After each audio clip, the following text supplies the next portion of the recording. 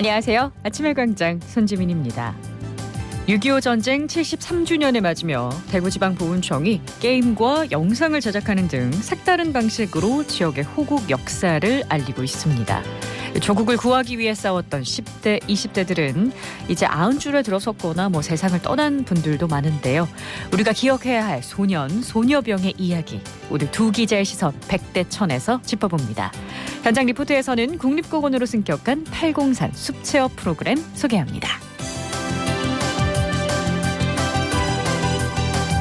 6월 20일 목요일 아침의 광장입니다. 오늘도 시사 비타민 알차게 챙겨드릴게요. 먼저 이 시각 교통 상황과 날씨 알아보죠. 서유리 리포터. 네, 먼저 고속도로 상황입니다.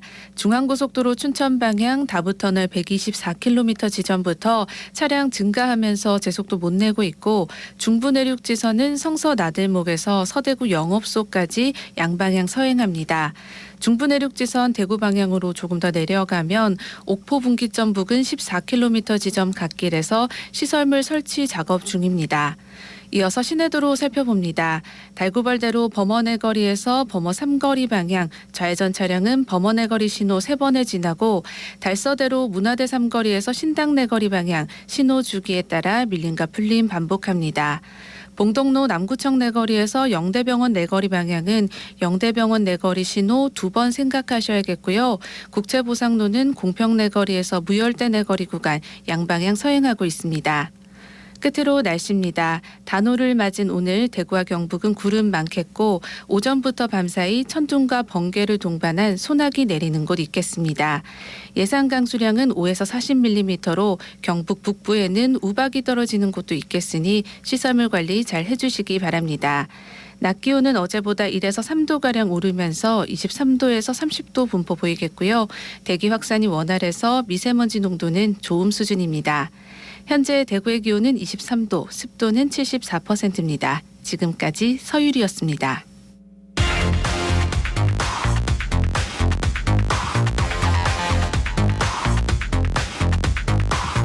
빠르고 정확하게, 명쾌하고 날카롭게, 대구 경북의 오늘을 보는 KBS 대구 아침의 광장과 함께하고 계십니다. 대구 경북의 조건 브리핑으로 이어갑니다. 오늘 아침 뉴스 매일신문 김윤기 기자와 함께합니다. 안녕하세요. 예, 안녕하세요. 첫 소식 볼까요? 예, 지난 3월 중상을 입고 응급실을 전전하다 치료를 못 받고 사망한 10대 기억하실 겁니다. 네. 관련해 경찰이 대구 한 종합병원 응급의학과 전공의를 피의자로 전환해 수사 중인 걸로 나타났습니다. 경찰은 전공의 A씨에 대해 업무상 과실치사 혐의 적용을 저울질하고 있는 걸로 알려졌는데요. 의료계는 의사 개인에 대해 법적 책임을 지울 경우 응급의료 체계 붕괴로 이어질 수 있다고 반발하고 있습니다. 네, 앞서 보건복지부 차원의 조사와 행정처분은 나왔는데 경찰 수사는 이번엔 별개라는 언급이 있었죠. 예, 경찰이 주목한 이 병원은 당시 119 구급대가 최초 환자를 이송했던 병원입니다. 당시 환자는 극단적 선택 시도가 의심됐는데요. 의식이 명료한 점을 비롯해서 외상이 심각하다고 판단하기 어려웠고, 정신과 입원 병동이 없던 상태라 경북대병원으로 환자를 전원했다는 게 이 병원 측의 일관된 주장입니다. 네. 대구시 이사회는 어제 성명을 내고 응급의료 시스템 개선책은 묵살되는 반면 사건이 터지면 의사 개인에 대한 처벌만 반복되고 있다고 했습니다. 특히 전공의에 대한 무리한 수사는 관련과 기피 현상을 더욱 심화시켜 이른바 필수의료 사망 선고가 될 수 있다며 강한 우려를 표시했습니다. 네, 시스템 개선책의 묵살이라는 표현이 좀 마음이 아프네요. 다음 소식 보죠. 예, 반년 전 대구 서성내거리 14종 추돌 사고가 차량 결함이 아닌 운전자 실수에서 비롯됐다는 분석 결과가 나왔습니다. 이 사고는 지난해 12월 택시가 맞은편에서 신호대기 중인 차량들에 그대로 돌진했던 건인데요. 네. 당시 15명이 부상을 입고 이 중 7명이 응급 이송됐을 정도로 피해가 컸습니다. 차량 결함에 의한 급발진 주장이 있었는데 대구 국립과학수사연구소는 자동차 결함이 아닌 운전자의 페달 혼동 실수 때문에 일어난 사고였다고 결론을 내렸습니다. 네, 차량에 기록된 것들이나 증거를 살펴본 결과가 그렇게 나왔다는 거죠? 예, 특히 사고 차량의 기록 장치를 보면 충돌 전 5초간 차량 가속 페달을 강하게 밟은 기록이 있는 반면 네. 브레이크를 밟은 기록이 없었습니다. 대구 국과수에 따르면 2014년부터 2021년까지 대구 경북에서 발생한 급발진 의심 사고는 모두 27건이었었는데요. 이 중 가속 페달과 제동 페달을 혼동한 경우가 21건으로 전체의 78%를 차지했습니다. 네. 이 페달 혼동이 원인은 노정으로 인한 인지장애와 관련이 깊은 걸로 보이는데요. 이번 사고의 운전자도 70대였고 페달을 혼동한 사고 21건 운전자들이 평균 나이는 65세로 나타났습니다. 네, 막을 수 있던 사고가 아니었을까라는 또 안타까움이 남네요. 다음 소식은요. 달성군 가창면이 수성구 편입을 두고 설전이 벌어지고 있습니다. 최재훈 달성 군수는 어제 수성구 지역구의 국회의원들이 구청장과 시의원에게 가창면 수성구 편입에 대한 협조 요청을 하고 있다며 개입설을 제기했습니다. 이 문제에 대해서는 시의회에 맡겨두자는 약속이 온데간데 없이 사라졌다며 비판한 겁니다. 네, 실제로 이런 일이 있었나요? 당사자들은 부인하고 있고 구체적으로 확인되는 바도 없습니다. 다만 김대권 수성구청장과 수성구 지역구 시의원들이 예산 현안을 놓고 지난주 회의 자리를 마련한 적이 있다고 하는데요. 구청장은 시의원들에게 가창면 편입 논의가 시의회에서 어떻게 진행되고 있는지 물어본 게 전부였고 수성구 편입 협조해달라는 취지는 전혀 아니었다고 해명했습니다. 달성군 국회의원이지만 그동안 공식 입장이 없던 추경호 경제부총리는 내일 시의회 심사를 앞두고 어제 편입 반대 의사를 분명히 밝혔습니다. 네, 가창면 편입 문제가 시의회의 손에 넘어가면서 논의가 더 격해지는 모습이네요. 다음 소식 보죠. 교육 현장에서 교사들이 인권 문제가 계속 제기되고 있는데요. 네. 이번에는 교장, 교감 선생님 같은 관리자에 의한 비인격적 대우를 개선해야 한다는 목소리가 나와 눈길을 끕니다. 대구 교사노조가 지난달 30일부터 이달 8일까지 교사 755명을 대상으로 실시한 설문조사 결과 응답자 중 66%가 학교 관리자에 의한 이른바 갑질 경험이 있다고 답했습니다. 네, 어떤 내용들이 있었나요? 가장 많은 유형은 21%를 차지한 복무 및 휴가 승인 관련이었습니다. 예를 들면 다리를 심하게 다쳐 병가를 쓰려고 했는데 옛날에는 아무리 아파도 출근했다며 면박을 준다거나 아이고. 수업에 지장이 없는 범위에서 휴가를 쓴 걸 놓고 방학 때 출근을 시키는 등 불이익을 준 경우도 있었습니다. 이 밖에도 비민주적 학교 운영 19%, 지나친 교육활동 간섭 및 감시 11% 순이었습니다. 성희롱이나 성적 수치심 유발 행위도 2.2%가 경험했다고 밝혔습니다. 네. 대구시 교육청은 2018년부터 갑질 신고센터를 운영하고 있는데요. 조사 과정에서 신분 노출 우려 때문에 센터 이용을 꺼리는 경우가 많다고 하고요. 교육청이 신고자를 보호하고 이런 문제를 주기적으로 모니터링할 체계를 마련할 필요성이 제기됩니다. 네, 특히나 신분 노출 우려가 있는 건 좀 심각해 보여서요. 반드시 시스템 개선이 좀 이루어져야 될 것 같습니다. 마지막으로 소식 하나 더 볼까요? 건설노조에 대한 압수수색 정보를 사전에 알려준 혐의로 수사를 받아온 경찰관이 공무상 비밀 누설 혐의로 어제 구속됐습니다. 대구지법은 어제 오전 대구경찰청 정보외삭과 소속 A 경위에 대한 영장 실질 심사를 열고 증거인멸 우려가 있다며 구속을 결정했습니다. A 경위는 지난 3월 대구경찰청 차원이 압수수색 계획을 노조 측에 귀띔해준 혐의로 경찰 수사를 받아왔습니다. 당시 경찰은 노조원 채용 강요 및 금품 요구 혐의를 받은 대구 지역 노조 사무실 4곳을 압수수색했습니다. 네, 소식 여기까지 듣겠습니다. 오늘 아침 뉴스 매일신문 김윤기 기자였습니다. 고맙습니다. 감사합니다. 저는 대구 수성대학교에서 프로게이머를 준비하며 학교를 다니고 있는 김민규라고 합니다. 어릴 때부터 게임을 되게 좋아하고 많이 했고 또 공부도 같이 하면서 게임도 계속 잘하는 모습 보여드리니까 부모님께서도 그럼 한번 믿어보고 지지해주겠다 해가지고 그때부터 좀 열심히 했던 것 같습니다. 게임의 기본적인 움직임 그런 손 푸는 걸 하는데 운동선수로 치면은 준비 운동, 스트레칭 같은 거로 생각하시면 될 것 같고 그거를 1시간 정도 하고 게임을 그 다음에 이제 마음에 드는 만큼 계속 하는 것 같아요. 하루 종일 할 때도 있어요. 진짜 말 그대로 밥만 먹고 게임하냐 약간 그런 말이 진짜일 때가 있어요. 제 주종목은 총 쏘는 게임이고 이 게임을 잘하기 위해선 적을 딱 만났을 때 바로 쏴야 되니까 순발력이 중요하고 갑작스러운 상황이 발생했을 때 대처할 수 있는 임기응변 능력이 되게 중요하다고 생각합니다. 저는 임기응변 능력이 좀 뛰어나다고 생각돼서 이 게임을 주종목으로 계속 연습하고 있습니다.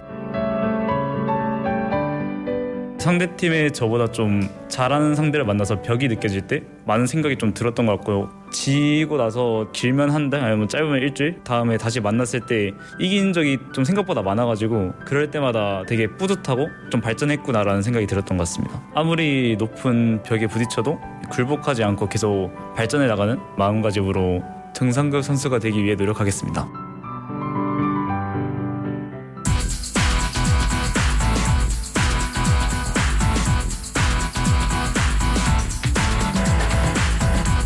지역 현안을 보는 눈은 넓고 분석은 깊이 있습니다. 두 기자의 시선 100대 1000 경향신문 백경열 기자, 뉴스민 천용길 기자와 함께합니다. 두 분 안녕하세요. 네, 안녕하십니까. 6.25 한국전쟁 73주년을 앞두고 우리가 꼭 기억해야 할 소년병들의 이야기 준비했는데 많은 분들이 좀 관심을 가져주시면 좋겠네요. 자, 일단 소년병을 정확하게 어떻게 정의를 하고 있는지부터 좀 짚어볼까요? 네, 아마 이 옛날 분들이라면 기억을 하실 텐데요. 영화 태극기 휘날리며 옛날 분 아니라도 기억할 수 있습니다. 배우 네네. 원빈 씨와 장동건 씨가 출연을 하는데 이 원빈 씨가 연기한 이진석 역할은 만 17세로 강제 징집됐었습니다. 네. 일반적으로 소년소녀병이라고 하면 미성년자로 이루어진 이 군대 또는 이 그에 딸린 군인을 의미하고요. 네. 이 국제법상으로는 만 18세 미만으로 규정을 하고 있습니다. 우리나라는 6.25 전쟁 이후에 약 60년 동안 소년소녀병의 존재를 인정하지 않았습니다. 네, 국가 차원에서 인정하지 않았다는 말씀이시죠. 유엔 아동권리 협약에 따르면 만 18세 미만을 강제 징집하지 못하도록 하고 있기 때문인데 네. 2008년 6월에 이 국민권익위원회의 권고를 받고 이 국방부가 소년소녀병에 대한 실체를 이 공식적으로는 이 처음 인정하게 됐습니다. 네. 이 국군이나 연합군 또는 이 전투경찰대의 자원 입대에 6.25 전쟁에 참전하고 제대한 자 이렇게 규정을 하고 있습니다. 네, 그 소년소녀병이지는 있는데 그 학도병이라는 얘기는 많이 들어보셨을 거예요. 자원 입대한 학도병은 군번과 계급이 없는 이제 비정규군을 말하는 거고, 소년소녀병은 징집이 됐기 때문에 이게 병역 의무는 없었던 아동들이지만 대부분 이제 무작위로 징집이 돼서 전선에 되긴 했습니다. 근데 이제 그 징집이 됐잖아요. 네. 그래서 군번과 계급이 있습니다. 이게 좀 차이점이고요. 네, 학도병은 군번과 계급이 없고요. 그렇습니다. 네. 자원 입대했기 네. 때문입니다. 그 한국 전쟁에서 이제 절대적으로 밀리고 있는 상황에서 이 낙동강 방어선까지 국군이 이제 지연전을 펼치면서 철수를 했는데 이때 가장 필요한 부분이 이제 병력이었습니다. 그래서 학생들을 동원한 충원을 가장 우선시해서 실제 많은 도움이 됐다고 합니다. 그러니까 인원전을 했다 이런 말씀이신데 네. 저는 이 소녀병도 있었다는 게 아마 많은 분들이 놀라시지 않을까 싶어요. 네, 지금 기록을 보면 소녀병도 이 467명이 입대해서 이 전선에 투입이 됐습니다. 네. 이 다부동 전투를 포함해서 인천 상륙작전 그리고 145태 이 거제 포로수용소 경비작전까지 6.25 전쟁의 주요 전투와 작전에 참가했습니다. 이 과정에서 2,500여 명이 이 전사를 했는데요. 일부 자원 입대한 소년병도 있었지만 이 경찰의 불신 검문에 걸려서 입대한 이들도 있었습니다. 심지어 키가 크다는 이유로 징집됐던 사례도 있었습니다. 그렇군요. 소년병의 규모는 정확하게 파악이 됐나요? 좀 이게 그 역사가 좀 있습니다. 네. 당초 국방부는 한국 전쟁 당시 현역으로 복무한 소년소녀병이 14,400여 명 정도로 이제 이르는 걸로 추정을 했는데 네. 이에 비해서 이제 그 6.25 참전 소년병 전후에는 25,000여 명이다. 이게 10,000명 정도 차이가 있는 거죠. 네. 그 한국 전쟁에 참가했다고 주장해서 이견이 있었습니다. 이후에 2009년 10월부터 소년소녀병 전사 편찬 과정에서 육해공공과 병무청 또 행정안전부 등을 통해서 모두 29,500여 명인 것으로 집계가 됐는데 지금은 더욱 추가가 돼서요. 전체 참전자가 29,603명 정도로 추정이 됩니다. 거의 3만 명이네요. 네, 현재 생존자 수가 2,200여 명 정도 되고요. 네. 유족 수는 최대 4,900여 명으로 이 추정을 하고 있습니다. 네. 이 소년병은 전투병 24,000여 명에 이 전사자가 2,500명으로 이 상대적으로 이 전사자 숫자가 비율이 좀 높은 비율이 편이죠. 높습니다. 네. 이것만 보더라도 얼마나 힘든 전쟁을 치렀는지 좀 확인할 수가 있는데요. 아무래도 그 힘에 딸리다 보니까 동작이 느릴 수밖에 없고 이 고통도 극심했다고 합니다.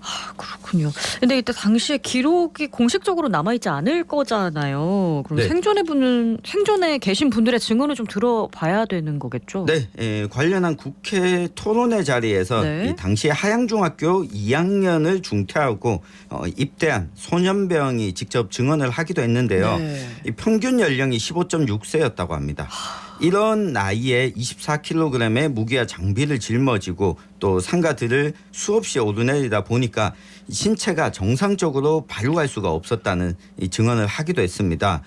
게다가 한창 배워야 될 때 남들과 같이 배우지 못하고 또 학업을 마치지 못해 이후에 이 직업을 변변하게 또 구할 수 없었다고 하고요. 네. 이 전쟁 트라우마 역시 이 어린 나이다 보니까 더 극심했다고 합니다.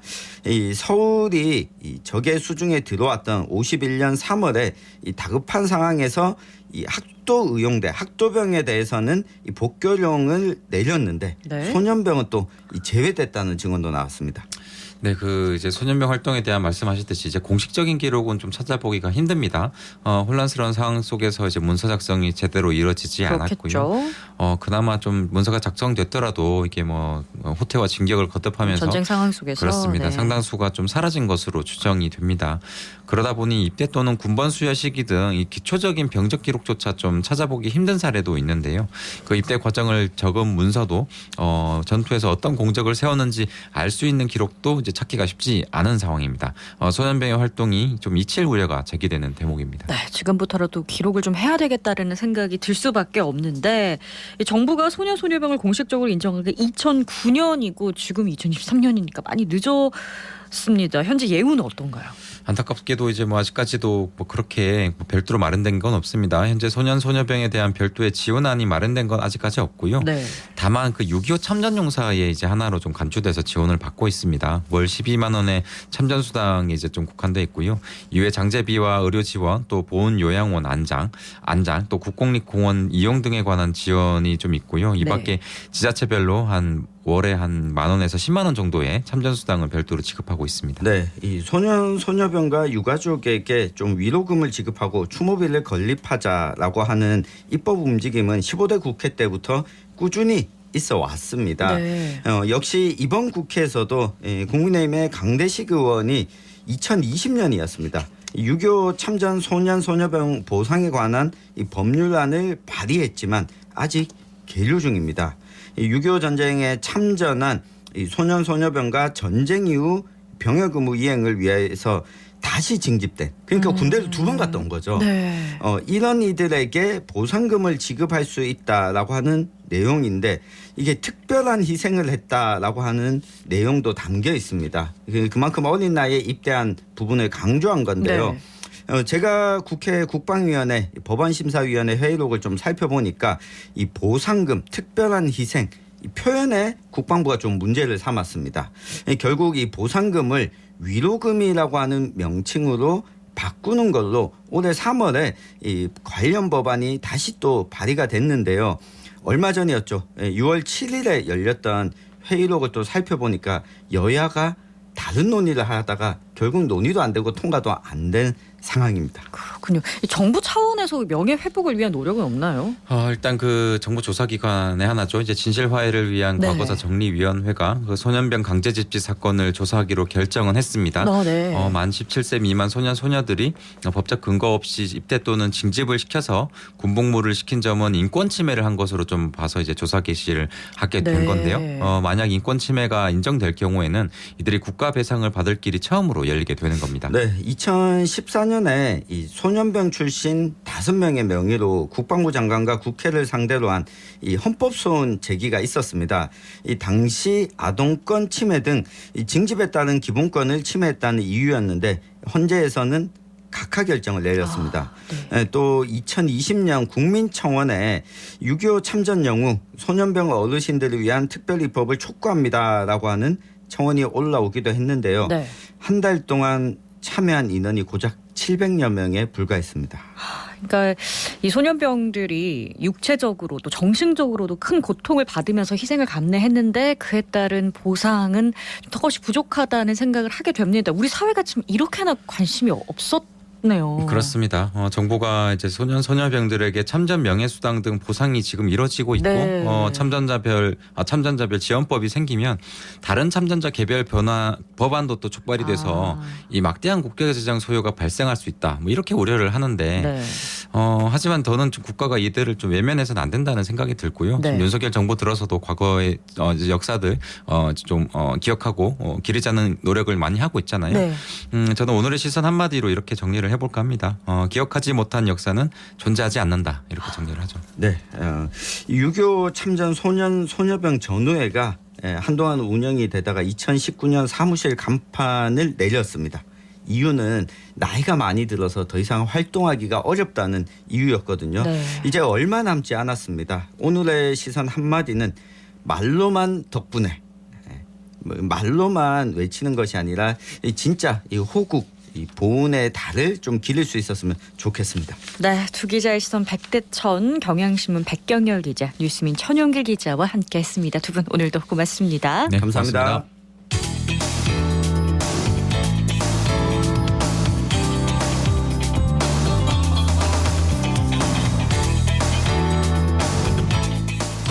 네, 지난 5월이었습니다. 팔공산이 우리나라의 23번째 국립공원으로 승격이 됐어요. 지금 팔공산에 방문을 하면 산림에 대한 지식도 얻고 체험 활동도 할 수 있는 숲 해설을 들을 수 있다고 하는데요. 현장에 서하나 리포터가 다녀왔죠. 어서 오세요. 네, 안녕하세요. 팔공산 국립공원 숲 해설과 숲 체험은 계절별, 대상자별로 다양한 코스와 프로그램이 마련되어 있습니다. 제가 방문한 날은 7세 어린이들이 5월과 6월의 주제인 여러 종류의 새에 대해 알아보고 아기 새가 되어서 숲 여기저기를 탐방하기도 했는데요. 현장으로 함께 가보시죠. 혹시 나무에다도 집을 짓는 새가 있는데 그 새 이름 아는 사람? 번쩍 손. 딱딱구리. 자, 딱딱딱딱딱딱딱딱. 우와, 딱딱구리처럼 딱딱거렸어요. 새인지 물소리인지 어떤 소리인지 소리 듣는 시간 가질 거예요. 소리 들어보세요.